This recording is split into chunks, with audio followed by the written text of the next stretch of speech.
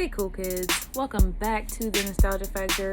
Before you say anything, yes, I know it's been a month since my last video. Don't get mad.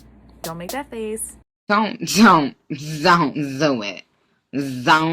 Don't do it. Y'all know how life goes and y'all know that things happen out of my control. But I'm back at it again with another banger to make up for it. You know what time it is and you know what we do here, so let's get into it. So today's video is all about the Proud Family. This was the second runner-up from my poll a little while back. So this video is long overdue and I've kept y'all waiting long enough. This isn't a show that I'm going to drag, nor will I drag the reboot, because this is a show that I love. It's a show that I loved as a kid, and this is a show that I love now as an adult, so it won't get this heat today. But there are plenty of other ones that will get the heat, so stay tuned. Like this show I can't really talk about because Disney has their priorities together. Nickelodeon and Cartoon Network take notes. The Proud Family was one of the shows that I watched growing up. It makes all the difference to me being a black girl who can relate to Penny Proud. Let's be real, there were 101 shows where they had the black character as the sidekick, and that's always okay, but it makes all the difference when there's a black character as the star or the main protagonist, however you care to say it. And I appreciated that from Disney because we as black people needed representation just like everybody else, and the Proud Family did it well. And this was one of the few that I recognized from my childhood. I can't really speak for anything else other than this is the one that is most recognizable to me. Let me know in the comments if this is recognizable to you or if there is another one that comes to mind first. Let me know. The show was a huge success. It was a way to shake things up in all the best ways. The show was praised for being unapologetically black. Maya Phillips' words, not mine. Not only that, but I loved the diversity in the friend groups. You had some characters who were white, Hispanic, whatever the case may be, and you got to see a little bit of the cultures that exist in each ethnicity / race, however you want to dissect that. And that was one thing that I appreciated. I also appreciated that there were adults, sensible adults, because in a lot of cartoons there isn't a sensible adult present. I especially appreciated the fact that Penny's parents were involved in her life. Sugar Mama was in her life and she was an entire mood. Stop all that whining, girl. Your name is Proud, not Punk.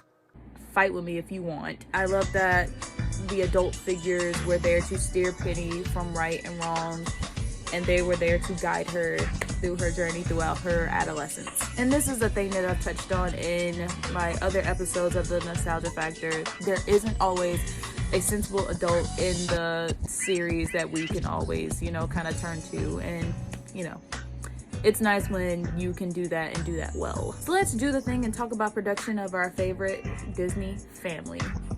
Fight with me. The Proud Family was created by Bruce W. Smith, who was an animator at the time for Walt Disney Animation Studios. It was produced by Jambalaya Studios. Did you know that a pilot episode of The Proud Family was originally produced by Nickelodeon?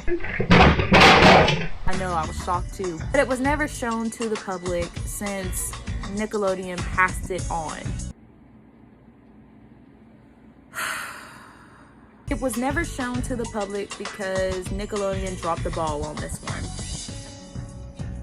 I don't want to see what Nickelodeon would have did with it, because they would have ruined it. I'm just gonna say it like that. I think it's very interesting to think about what Nickelodeon could have done with this show if they had kept it, but then in the same breath I'm like, no, I know what Nickelodeon does to cartoon shows and I'm good. All what ifs can be removed from the chat, okay? The show was perfect on Disney.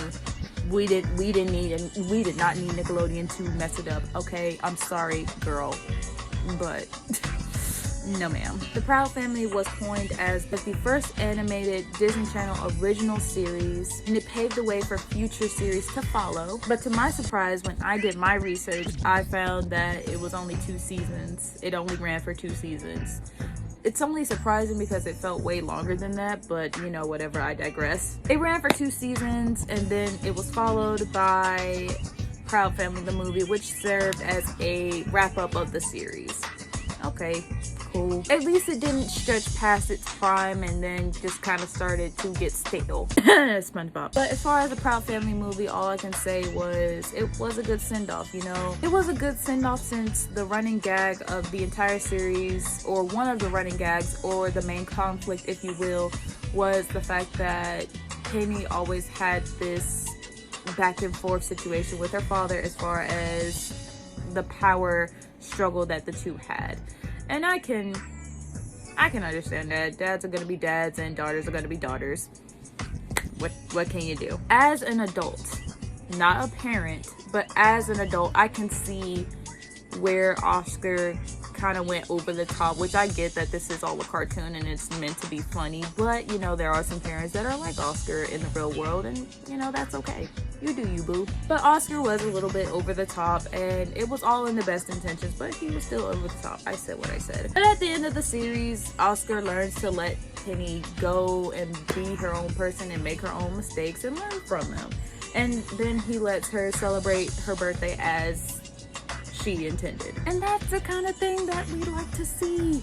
Progression, development. That's the kind of thing that we like to see in characters more than anything else. And speaking of characters, let's talk about this friend group. Child, the nerve. The nerve. I have been saying for years that Penny needed new friends. Because, girl, these girls were quick to throw Penny under the bus. For no reason. For literally anything. Like, girl, what? I personally had beef with I can't even say the girl name right. I personally had beef with La Cienega, though. I personally had beef. I wanted to scrap on sight. Oh, this bitch needs to be put down. Maddie, no! Maddie, no! I personally had beef with La Cienega because she wanted smoke with Penny on the first day. On day one. Day one, they just met and she already wanted to smoke. Girl, what?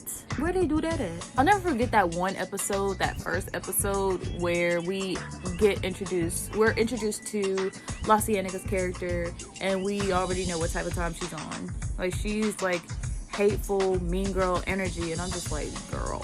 For those of you who don't know what happens in the first episode, what the heck is your problem? Did you just come out of the womb or something? I'm just playing, baby. I'm just playing. Calm down. But for those of you who don't know what the first episode was all about, it was basically Penny tries out for the cheerleading squad and was going to get the last spot, but La Cienega shows up last minute, steals the show, and there is a competition between her and Penny, and we already know that that's how the series is going to set up. There's going to be a constant back and forth between her and La Cienega, which is one of the main conflicts of the show, but whatever, I digress. Penny does the Good Samaritan thing, saves La Cienega from a flying saucer accident, gets injured herself, and La Cienega still has an issue. You were about to be karate chopped by a saucer. Humble yourself. Have several seats and a glass of water. Thank you. And I personally had a problem with DDNA too, because she was always playing both sides of the coin, always pitting La Cienega and Penny against each other. And I'm like, girl, we have enough men doing that. Stop it. And I would say that Zoe was the good guy in this situation, but no. She was fake too, sis. Zoe was always the last one to have Penny's back, but no, none of these girls have redeeming qualities. I said what I said. What Big Mama said is what Big Mama said. Like, girl, I can count on one hand how many times DDNA had Penny's back. I can count on one hand how many times DDNA has had Penny's back. And that's sad. You're supposed to be cooler than the other side of the pillow, but what is this?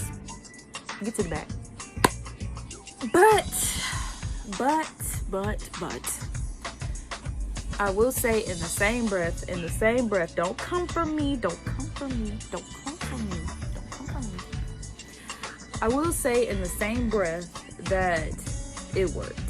But I guess conflict's got a conflict, and it showed Penny and it showed the rest of us, the audience, that, I mean, you don't have to have everyone to be your friend, and not everyone is going to be your friend. Some people are just going to be fake just cause, and some people are just gonna hate on you just cause. So I mean, hey, like life's a life lesson in itself. So hey, the whole central theme around Penny is growing up, becoming an adult, becoming a full functioning adult. And part of growing up is realizing that not everyone is going to be your friend.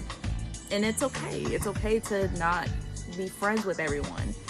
So, I mean, hey, it worked. You know, we all got a good lesson out of it. But throw the whole friend group away, please. Throw it away. Throw it away. We ain't gonna miss it. Penny, baby girl, get some new friends. Please. Baby girl, get some new friends. Get some new friends. It's okay. But let's talk about this reboot, girl, because I know y'all want to talk about it. I want to talk about it. Let's go. I've recently watched all the episodes that they have out, and it looks very promising. I'm not even gonna lie. I like the concept. I like the new changes that they made, but they still kept the central main idea intact. I praise God. Now I know that reboots are very hard to do right, because you can't just do any new idea that you come up with and expect it to work. And you can't just put out anything expecting people to actually enjoy it. We know that, right? We know that. I preach about that all the time. Louder and Prouder, it has my vote, y'all. I'm sorry. I know y'all came here for me to drag it, but I don't have anything bad to say about it. I'm sorry, girl. The guest stars alone have me sold, because they got Lizzo and They got Bretman Rock? What? They got Lizzo and Bretman Rock. Like, come on, work, slay. But enough of me geeking. You got Penny growing up to be a young lady. You got DNA, who is not as bad as a friend. I know. La Cienega is still on some hating energy. Zoe is pretty much the same as she was. Oscar is just as funny as ever. There's cultural references and a modern tone to everything. The group now has cell phones and social media, which wasn't a thing in the original, which I can get behind, because, you know, you gotta change with the times. This is a new crowd that you're entertaining, so you really gotta know what you're doing. There's the concept of cell phones and social media, and with that, the responsibilities and the consequences of cell phones and social media, which, you know, that's a good thing to learn nowadays, because you never know. And there's a few adult jokes just sprinkled in there that I appreciate. It would probably fly over my head if I was watching this and I was 6, but I appreciate it. Go ahead, Disney. Go ahead with your bad self. I love what they did with the characters, and it's always refreshing to see a show evolve and essentially grow up with the audience. I love to see that. Now, I will say that the addition of Maya was pretty interesting. And I wasn't expecting a new face. I swear I wasn't. But it works. Her character works. Because now that there's a character who isn't like the rest of the group and actually speaks her mind and doesn't just follow behind someone, I kind of like it. I'm not even gonna lie. Now let me say, because like whenever I first saw her in action, I didn't think I was gonna like her character. I'm sorry. I didn't think I was gonna like her character at all. I love you, Kiki. I love you, Kiki. But I didn't think I was gonna like her character. There was a conflict between her and Penny at the beginning of the series, and Penny just let her know up front that she's not a follower, which Maya kind of respects. And I respect Penny for doing, because girl, you've been a follower this entire original series. I need you to step up. But it's ironic of Maya and kind of hypocritical in a sense that she claims to be so woke and all that, but she claims to be woke, and there's nothing wrong with claiming to be woke, but you also claim to not like superficial people or shallow people, yet you rub elbows with La Cienega, who is the literal embodiment of superficial and shallow. Baby girl, make it make sense, please. And I like that she's an activist. Okay, cool. I'm not coming for the activist part. But baby, you ain't gotta be rude to be an activist. You can speak your mind and be nice. Like, you ain't gotta be hateful. But in the later episodes, Maya and Penny have a budding friendship, and I can only say, like, girl, like, I really hope that y'all get along, because this girl needs, like, somebody cool in her corner. Please, please, she needs somebody cool in her corner. Help her out, help her out. And I will say that I also like that Louder and Prouder isn't afraid to get involved with the LGBTQ community and introduce characters who are part of the LGBTQ community. I love that. Not a lot of people do it in modern television because reasons. And it's nice to have representation for all, not just race, but as far as like sexual orientation, it deserves respect too. And that's all I'm gonna say about that. They introduced Maya and KG's dads, Barry and Randall, as a gay couple.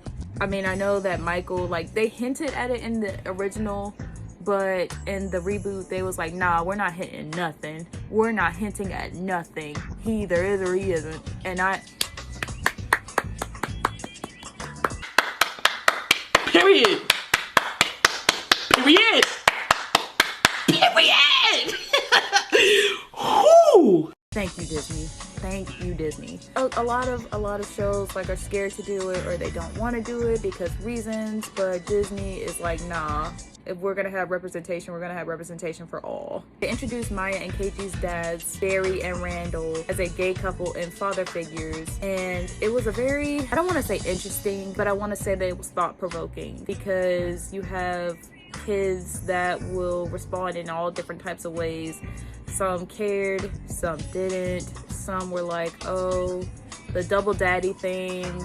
The double daddy's boy kind of like ruffled my feathers just a little bit. KG responded accordingly. He wanted all the smoke.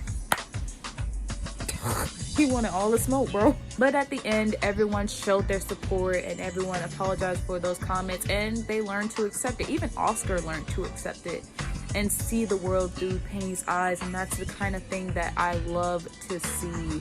Acceptance and progression. I love to see that. I love to see that. I'm sorry, I will say it until I die. I love to see it. The only thing that I have a problem with in this episode was that Dejanay outed them and never apologized. Ma'am, this is why you need to throw the friend group away. All in all, representation in the reboot and in the original was spot on, and I couldn't ask for better, because they hit the nail on the head, y'all. I said it once and I'll say it again. Disney has their priorities straight. The characters complement each other. We got a strong black female protagonist that we can all root for. Like, what more could you ask for? But anyways, guys, that's enough ranting for today. Thank you guys so much for joining me on this next video. Make sure you like, comment, and subscribe, and be a part of the cool kids, because we're lit over here. I love you guys so much. Thank you for watching, and bye.